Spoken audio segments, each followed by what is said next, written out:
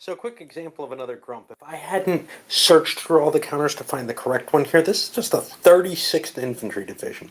It's got some kind of different background from all the rest of the British infantry. I don't know if that's a typo, by the way. It could just be. But it's different from everything else, therefore it couldn't be replenished with them. But it just shows up as though that's all it is. It's just yet another regular British infantry division, according to this. Now, this is the case in some cases. Mountain units are the exception, but some other types of units where they're a different nationality or whatever, it's not necessarily clear that they are. And this one, by the rules, should be treated so that it can't be replenished, actually. I don't know what it's supposed to represent. There's no indication anywhere in the game. There are no other units of that coloration. There are no replacements of that coloration. So maybe it's supposed to just be a British unit that's colored differently for some reason. It's a colored British unit. I have no idea. All I know is that if it is to represent something special, I have no clue. So if I'm not going by the individual designations, which I'm not anymore, I would just pull out an Armable 7.4 and not worry about this. Anyway, no idea what I'm supposed to do about it. I'll just continue on. Like I said, on the end of the last video, it doesn't matter too much as long as you don't care. Well, things got real ugly real fast for the Germans. Remember how I say I'm always sloppy and everything? Well, I got too sloppy here where the trench line had already been broken and only had 10 strength points. The French did a mobile attack on that, drove it back here. They didn't have enough strength because there were 3 units in adjacency, so this trench wasn't reduced. This is very, very powerful right here. I don't know what it is, but close to 30 strength points. So they attacked again with the same stack across this minor river, and there were only 3 strength points left. They destroyed a headquarters. They've broken through. Now, I don't know if the French can hold this. I don't know what can happen. The Germans may have to pull back. I have to decide here, but this is a major, major breakthrough. Of course, it could end up meaning that the French get pocketed or something. It could end up creating a very, very wild situation. But what the French are trying to do is break this trench line.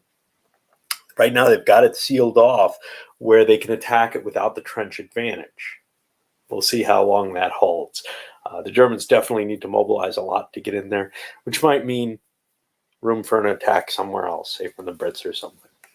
So far, that doesn't look like it went well for the French. The Germans managed to surround the breakthrough and crack this. Now they've got some isolated units. Who knows, though? They had to strip stuff off the corners, off the edges of this front. And there may be enough force with the surrounding. See, the German trenches, wherever they are still in place, though. And the French don't have a lot of power against this with only one stack. And there's quite a big force of Germans there. So I think this is French stack's going to surrender. Of course, there's weaknesses over here, which won't let the French out. But they may end up causing breakthroughs where there wouldn't have been before. I've got to look and try to calculate out my supplies carefully for this, though, because things got really disrupted from both sides, really. The Germans used up pretty much all their supplies in this salient because some of them got captured. They don't go to the other player. They're just destroyed. So they had to move headquarters. They were able to ship 10 extra supplies in here, but now they're down to very little in this whole front. And the French, well, they spent a lot on their attack and may not be able, they did 2 attacks essentially. They may not be able to afford enough to even manage that massive attack on this hex. And this hex is pretty well defended. It's got woods in place as well as a trench under there, which adds up to a -4 +2, +2 when the defender rolls their counterattack. That's not pleasant. Well, at this point, I'm not sure who did the better. The Germans certainly got the better out of the loss demoralization points factor, which is probably the important thing. The French attack here, they tried to break through to get to their defeated units. Those all surrendered. They didn't get the breakthrough. But they did get a breakthrough over here, and who knows how that's going to develop. The German army is just sort of this mess with places in the line that aren't terribly well defended at this point, like here. They're going to have to do something to try to build some kind of line, and this is all crappy terrain to defend in. They had been up against a line that was actually pretty good, with some terrain advantages perhaps. Well, not so much here, but they've kind of gotten broken through everywhere. And then a heavy attack here didn't go well for the French at all. That was probably a mistaken attack. But the French have used a tremendous amount of supplies on these attacks. So I don't know if they can carry out a continued attack. On the other hand, the Germans also used quite a bit. Theirs are down, but they're in the probably 40s. The French look like they're at maybe around 30. We could see an attempt to grind this out and see where it falls out. I think that's likely, just because, well, the French kind of feel like they lost a couple of corps up here for no good reason permanently. They're never going to be able to rebuild them, which is kind of a problem because I think in the long run they get more replacement points than the Germans do. They get more of a built-up army that they can keep building. That's the only reason I can justify the huge stock of replacement points they have, is they must be getting them at some good rate. I'm not sure that's true, though, because when I look at their replacement schedule, it's not too good. It looks like it drops down to 1 per turn, and then every other turn, and then once per month. So I don't know. Maybe that's just meant to build up. I don't really know, but they've lost a big potent force. Like 4 of their regular infantry disappeared there. So that's got to hurt somehow. The Germans, on the other hand, took some definite losses as well. Let's see how it shakes out. And now this episode in which the French gained very little but this one hex, they've been driven back out of that as well, with a big stack of German units there. Now, the German line is still weak in a lot of places. I don't know if it's weak enough to cross, though. When you're involving cutting across a river, you're talking about some painful risks in terms of the damage chart, if it's even possible. It actually looks pretty solid in terms of I'm not sure the French want to keep going. The weakest point may be right here, and we may keep hitting that, swinging that territory back and forth if we can do so. We'll see if we can get the points. And then the Allies come back with 2 big unsuccessful assaults, one here and one up here. Neither terrible, but in terms of supply, it's looking really ugly from the Allied point of view. The French have, under 20 they are sitting there. The English, they also spent a good deal, but they still have a big quantity. No, that's Belgians.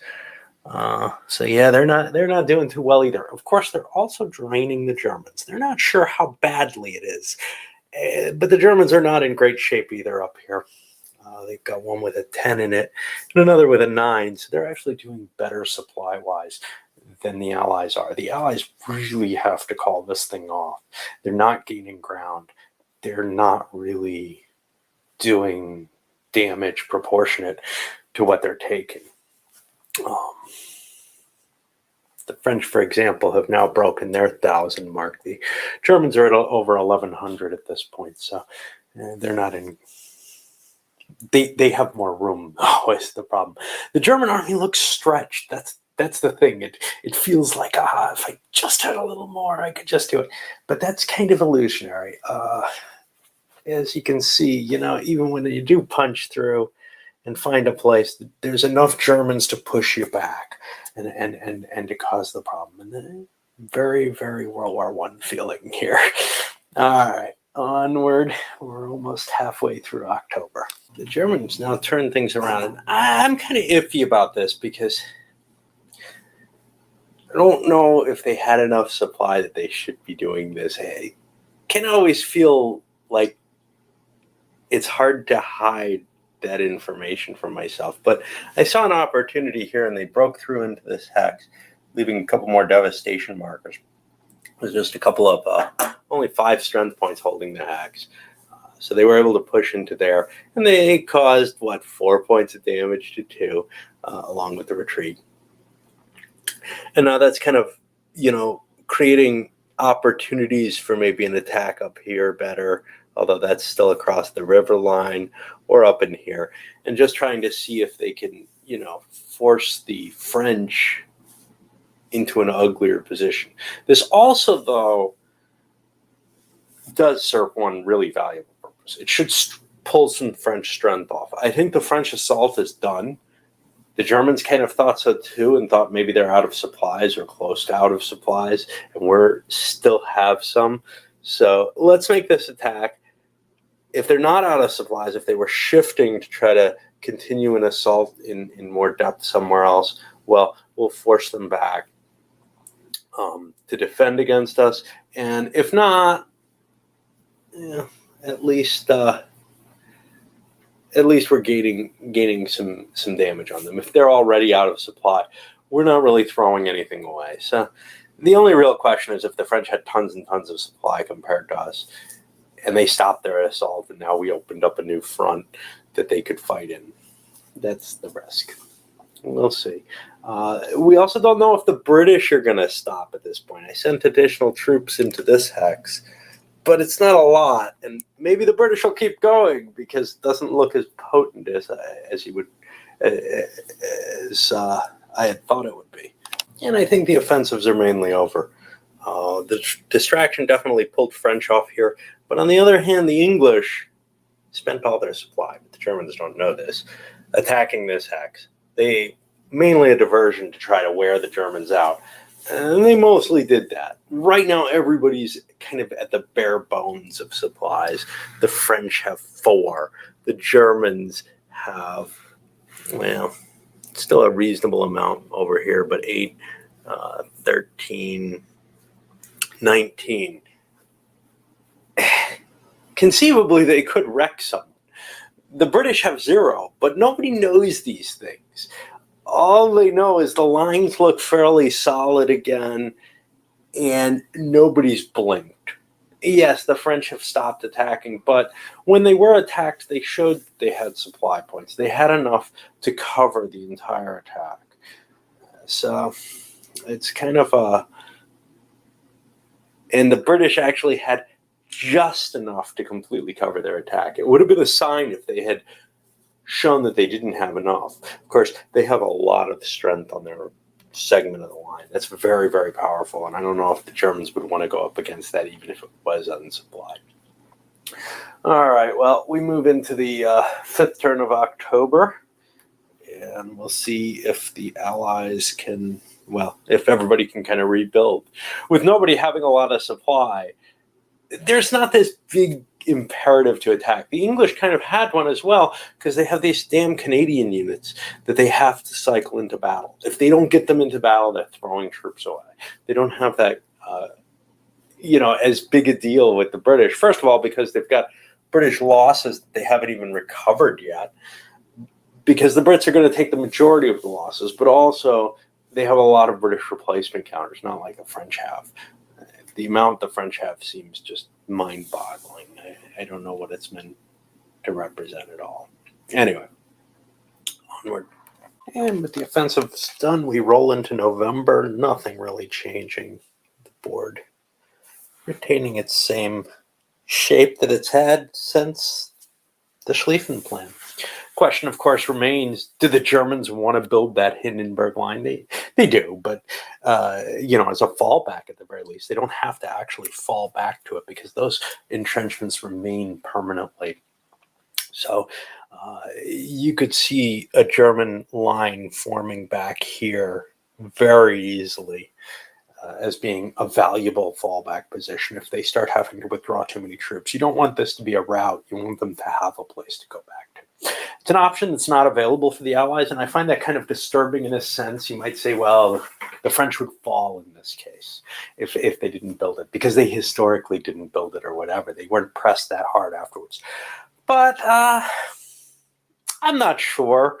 It seems to me that if France could survive the initial Schlieffen Plan, let's say Paris fell, which they can in the game, why would they not? And if they can survive the game without surrendering, because there is no auto fall there, why wouldn't they create fallback lines?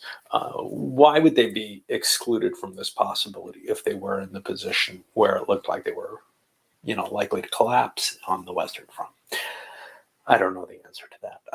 Again, the game tries to simulate exactly what happened, and there's not a lot of room for anything beyond that. The situation on the front can be different, but it doesn't handle the big political questions. Maybe the strategic game will. I don't know. Anyway, up it goes. At the very start of World War I, units of soldiers and their equipment were at their home station barracks. All of them, as well as supplies and ammunition, had to be transported to their staging areas near the borders of enemy countries.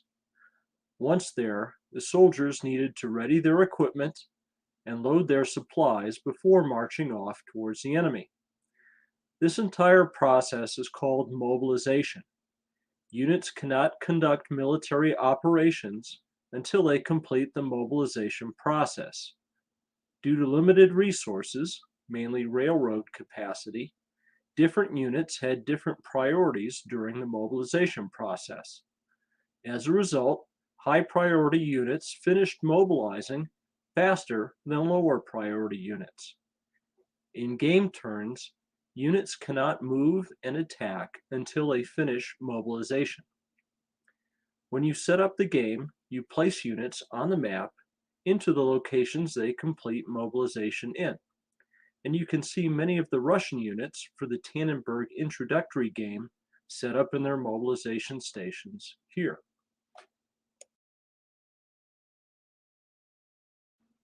Let's look at the setup instructions for the Russians in the Tannenberg introductory game. The listing shows first what hex a unit is set up in, next what units are placed in that hex, then lastly what the unit's designations are. So, according to the first line, in hex 2504, the Russian player would set up 1-6 cavalry division, and this is the 3rd Cavalry Division.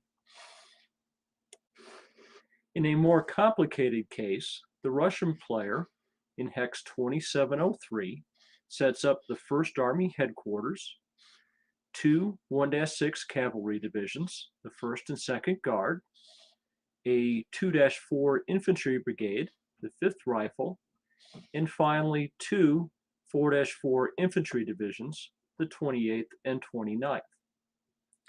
The 50 SP in parentheses next to the headquarter tells you that this headquarter starts the game with 50 supply points. So you also need to put the Russians' 1st Army headquarters supply track marker on the 0 spot, inverted to show its plus 50 side. In the game, the unit designations in the setup are provided for historical accuracy. I want to point out that they will have no impact on the play of the game. In fact, unless you are an accuracy fanatic, I recommend that you set up and play with units based just on the unit type and values. This will make setting up and playing the games faster and easier.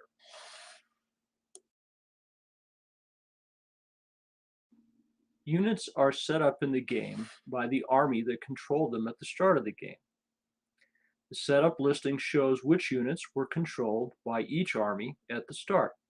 So you can look at the listing and see that these units started under the control of the 1st Army, whereas these units, for the Russian player, started under the control of the 2nd Army.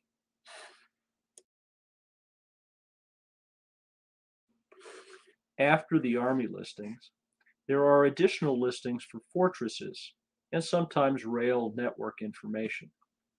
Here's a listing of the Russian forts set up in the Tannenberg introductory game. The fort listing shows the fort size, then its name, if one is assigned, and then the hex that the fortress is set up in.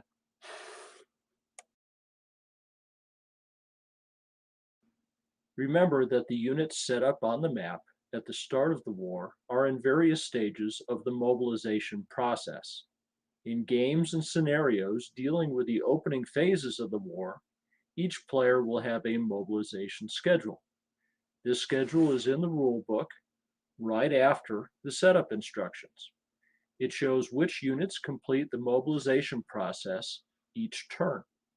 Once a unit completes mobilization, it is free to move and conduct attacks. Until then, it cannot move or attack. However, should the enemy attack a unit that has not yet completed mobilization, the unit immediately completes the process and can counterattack and then move and conduct military operations. So you shouldn't attack enemy units that haven't completed mobilization yet unless there is some huge benefit to you for doing so. Let's look at the mobilization schedule for the Tannenberg introductory game. All of the units in this game will complete mobilization sometime during turns 3, 4, or 5 of August 1914. In this scenario, there are some movement restrictions for units upon mobilization. Specifically, Russian units cannot use column movement the turn that they complete mobilization. Notice that there are no restrictions for the German player and his units when they complete mobilization. According to the mobilization schedule, on the 3rd August turn, the German 8-5 and 2-6 cavalry divisions complete mobilization. So the German player can move and attack with these units that turn. These are the only units that complete mobilization. So this means that the 5-5s, 2-4s, and other units, like the German headquarters, are still mobilizing and cannot move. During his part of the same turn, the Russian player can move any of his cavalry divisions and any of the infantry units controlled by the 1st Army. The infantry units controlled by the 1st Army are those set up as part of that army according to the scenario setup instructions. Looking at the setup instructions, you can see the listing for the Russian 1st Army includes all of the infantry units set up in hexes 2703, 2805, 2909 and 3007. Looking at the map, on the 3rd August turn, the Russian player can move the infantry units in any of these hexes, plus any of the cavalry anywhere on the board, both 1st and 2nd Army cavalry. But remember, none of these units can use column movement that turn. On the next turn, the 4th turn of August, the German player can move all of his 5-5 infantry divisions, as well as the 8th Army headquarters. In the same turn, we have to look towards the top of the sheet here, the Russian player can then move any of the infantry units under the 2nd Army headquarters, as well as the 1st Army headquarters unit. Remember that players are always free to move any unit that has previously completed mobilization.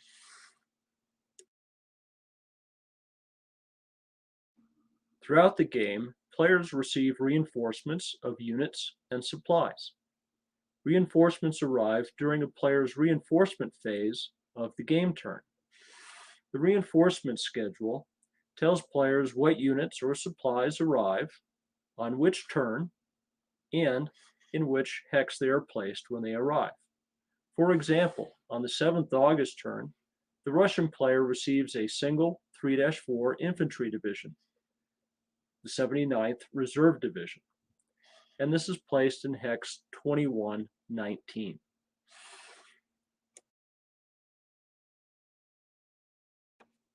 Reinforcements have completed the mobilization process somewhere off of the game map, so players can move and attack with any reinforcement the turn that they arrive without any restrictions.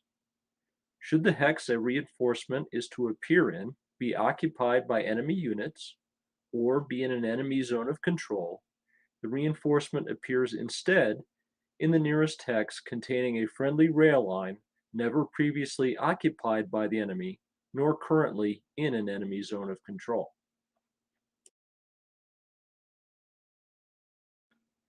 As I mentioned previously, the unit designations are for historical accuracy only. They will have no impact on the play of the game. So unless you are a historical accuracy fanatic, just use the information on unit type and values. This will make the games faster and easier. The one case where you should use the exact piece is when you are dealing with a headquarters. Note that the Russian player receives the 10th Army headquarter as a reinforcement during the 2nd September turn. As shown by the 5 SP in parentheses, this unit shows up on the map containing 5 supply points. So please also remember to put the Army supply marker in the 5 box in this example when the headquarter counter is placed on the map.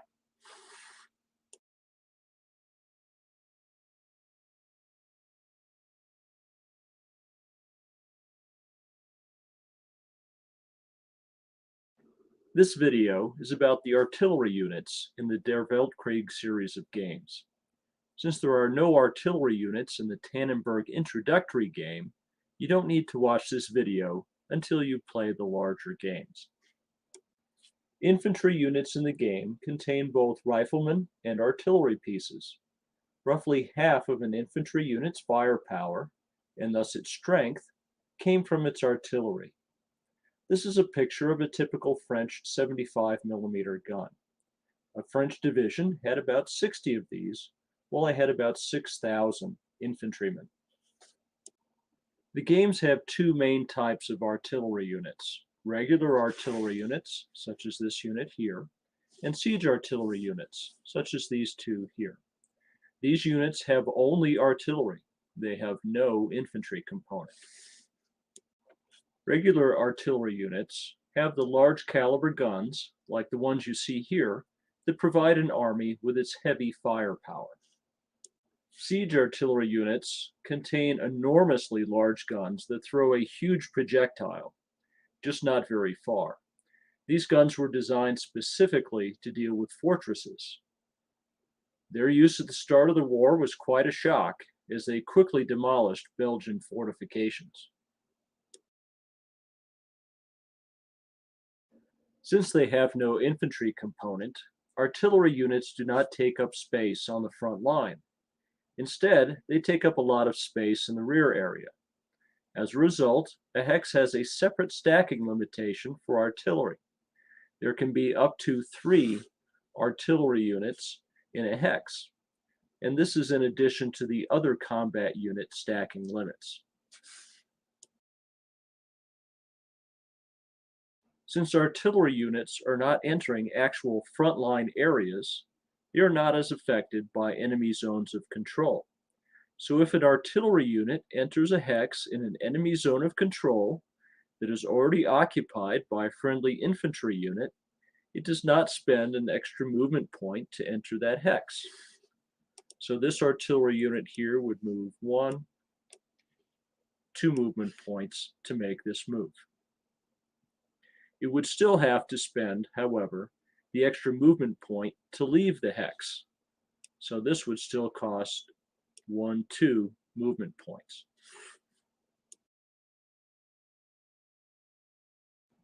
All of the artillery's bulky equipment means that they are also more difficult to transport. A regular artillery unit, such as this artillery regiment here, counts as 2 divisions when moved by rail. A siege artillery battery, such as this one here, counts as a single division when moved by rail. Artillery units require vast quantities of shells and propellant. They must be supplied in order to use their combat strength. There is no such thing as an unsupplied artillery attack or counterattack, and in both cases, their supply lines cannot be longer than 4 movement points. In this example, the German 1st Artillery Regiment could be supplied by the German 3rd Army headquarters, but the 9th Regiment is too far away. Thus, it could not be supplied by this headquarters to either attack or counterattack. Because they use so many shells, artillery units are supplied at a different rate than other combat units. A single supply point from a headquarters will supply 4 infantry strength points for an attack, but only 2 artillery strength points. The supply expenditure for artillery is 1 supply point for 2 artillery strength points for either attacking or counterattacking. Also note that when counterattacking, artillery units are only doubled, never tripled. Artillery units do not retreat. Remember that they are mostly heavy guns, and it takes a lot to get these large pieces into position. And it also takes significant time to move them back out. So if you retreat out of a hex containing artillery units, they are lost.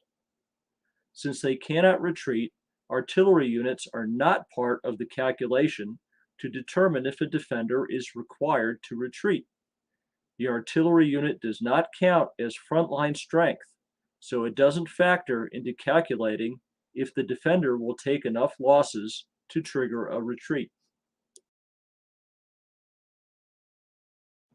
Let's look at an example of combat involving artillery units on both sides.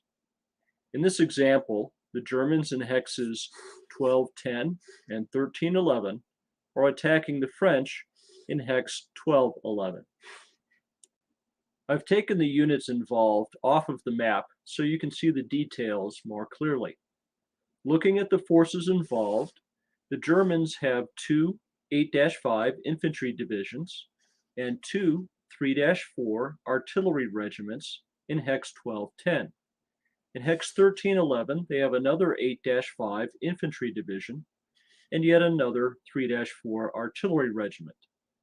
The French, meanwhile, in hex 1211, have a 6-4 and a 4-4 infantry division, plus a single 3-4 artillery regiment.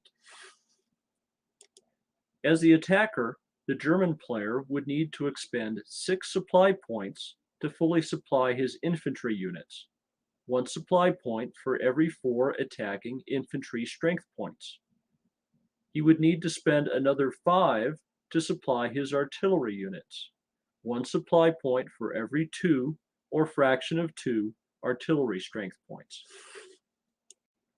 As the defender, the French player would need to expend 5 supply points to fully supply his infantry units, 1 supply for every 2 counterattacking infantry strength points, and another 2 supply points to fully supply the artillery unit.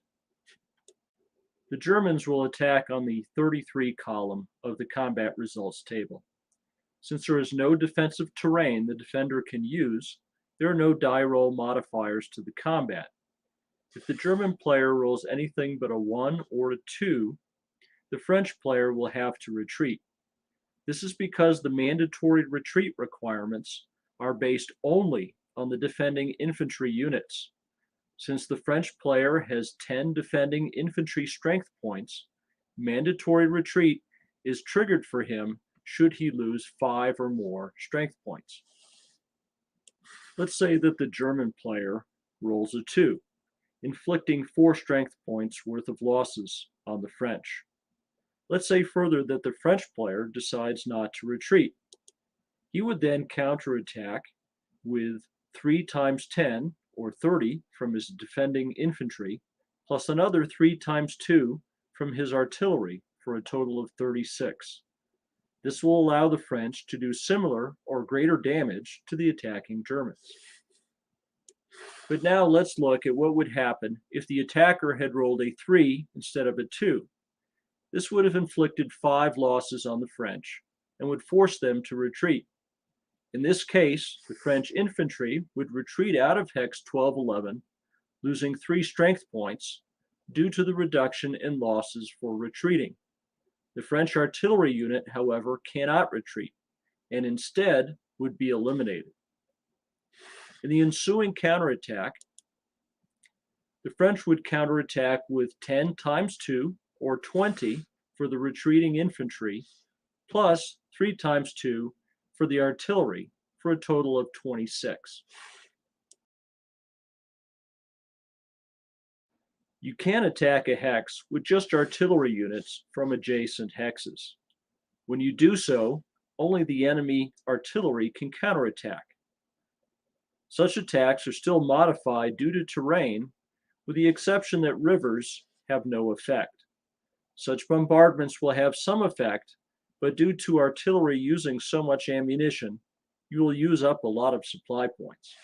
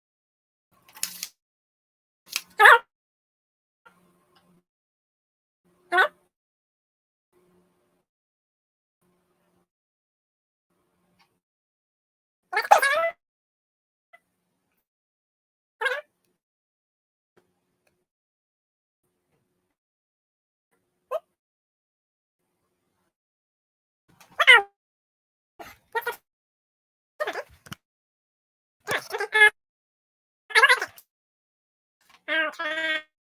I can